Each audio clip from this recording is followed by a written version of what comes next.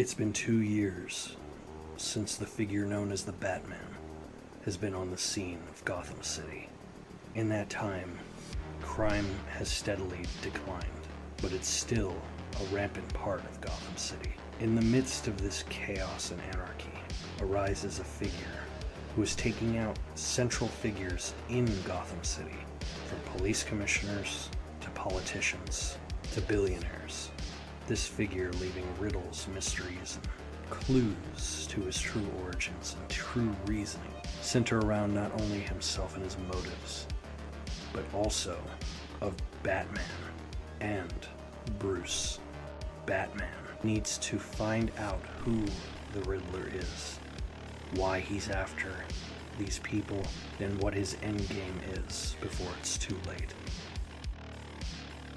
The Batman tackles things in a very different way than every other version of the character, centering around his intelligence as well as diving into the scars of his past without being overt about it, seeing not what caused them, but the effects that it has lingering throughout each day of his life. Looking at the film in our second and final part of our 2-part season finale, we ask, why is vengeance poisonous? Every version of Gotham City's depiction has all one universal thing: the crime, the corruption of crime, the overwhelming need for those to do harm, to hurt others, to take and deliver out any form of pain so they can get what they want.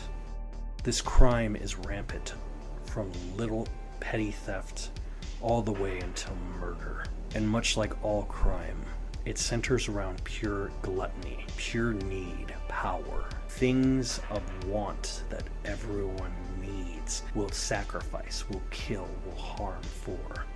It's the crossing of the line between want and crime. To go from want to need to crime is where a figure like the Batman comes into play. Batman is the response to the crime, as he himself is a victim of crime. But when a figure like the Riddler shows up, who's not seeking any sort of petty compensatory thing, he's not looking for money, he's not looking for power, he's looking for fear. He's looking for someone to even attempt to stop him and fail. The Riddler has the same exact motive as Batman. The only major difference is which path they take to get their ends. Crime isn't the only major factor that the Batman faces. It's also the corruption of the world around him. It's easy to commit a crime. It's much more difficult for a good person to become bad, and it's also far more dangerous. Because how do you hurt a victim when you yourself are one? The Riddler is a victim of the corruption within Gotham, just like how Bruce is a victim of the crime of Gotham. Batman wants to prevent future crimes from happening by holding those criminals responsible. He is the symbol of vengeance against those that do harm, just as he is. And just like so many others, the Riddler, however, wants to use his symbol as another form of vengeance. But in this way, it's not to do the greater good, it's to do his vengeance towards annihilating those, to be the judge, jury, and executioner of those who have done wrong. In many ways, they're both very, very similar. In many ways, their corruption is how it's affected them, not just what they do. The other central figure of this story is Selina Kyle. She is the middle ground, neither good nor evil, dealing in petty theft, but for a great cause. Not killing, but not against killing either. Batman can see good in her, but Selina can't see anything more than one goal to the next. The other thing all three of them have in common is their scars have shaped who they are. Bruce constantly lives in the shadow of what happened to him as a child, having essentially everything anyone could want. All the petty crimes of Gotham would do anything to have a fragment of what he has.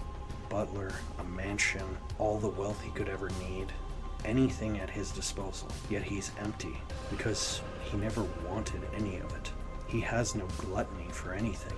All he wants is for those that have less than him to not have anything taken like he had, to prevent what happened to him happening to others. Just like Selina, her mother was an exotic dancer who was killed by Carmine Falcone, the biggest crime boss in Gotham. Through his corruption of the city, he's allowed to walk free, to not pay for any consequences. Selina infiltrates the club for years just to get close enough to him to kill him, constantly reminded of the pain that he caused her mother, wanting her own form of vengeance against Carmine. Finally, there's the Riddler. He doesn't just want vengeance against a specific person. He wants it against the key figures of Gotham, and Gotham as a whole, as he felt the entirety of the city deserves to pay for what happened to him, as he was orphaned, left alone, tortured, beaten, and had only his mind and puzzles to keep him comfort for years on end, giving him very few social skills and making him a planner. The only people he could interact with were virtually, people that were subterranean thinkers that didn't want to show their true face, just like he wouldn't. All three forms of vengeance are based on the scars in which they feel every day, and those scars never truly go away. Near the end of the film, the true figures of each person reveal themselves. Riddler didn't want to be the maniacal villain. He just wanted to have a companion. And he thought Batman could be that companion because he felt the same as Batman did, in that they're both symbols of vengeance. They're both symbols of reactions to the horrors of this world. The Riddler wanted to reap what he sowed. He wanted to bask in the chaos that he created. And Batman, Selina, wanted to enjoy her freedom. The one thing she always wanted, the one thing that she could never truly appreciate, was the freedom away from her vengeance. To get what she was owed and leave. And she couldn't do that either. Because when no one else helped, Batman did. And so Batman himself has to stop the Riddler by fighting the literal elements swallowing the city whole. The fear overwhelming people. Fighting against unreasonable odds, stripping away the symbol of vengeance and hatred that he was, and being the antidote of what people actually needed in their most dire of times, and that is a symbol of hope. So, why is vengeance poisonous? Vengeance at its core is a response. It's a reaction to something you're owed, something that you feel you've been wronged in some way. It could be something from your childhood, something taken from you, or something you just overall feel that you're owed in some way or another. That want, that need to react to that pain, to use that pain as a tool. It's a driving force that makes us go forward, but it's really what you do with it. It's how you use it. You can use it for good, you can use it for evil, greed, or just care. It really just comes down to your principle of character, your choices. Deep down, who you at your core are, what you do, that defines everything that you can become. So perhaps it's not so much the vengeance that's poisonous, it's the actions around it. This is my third year doing my Hyperthetical series. I created this series not just as a way to test myself, to expand my mind, but to hopefully help others. Try resolving questions, try to figure out things that maybe allowed you to think a different way.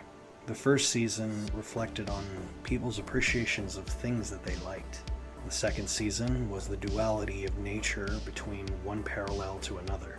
In this season, it's all been about self-reflection. How we perceive others, how we are to others, the world around us, the crime, the love, the belief, and the actions. All of those are central figures as to who we as individuals are.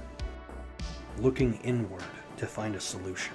The entirety of this series has been a challenge of question, to always think and expand and believe and just be better now than you were. Your choices, consequences, actions, and feelings are yours and yours alone to experience. And with that experience comes a new day, a new dawn, a new hope for the future.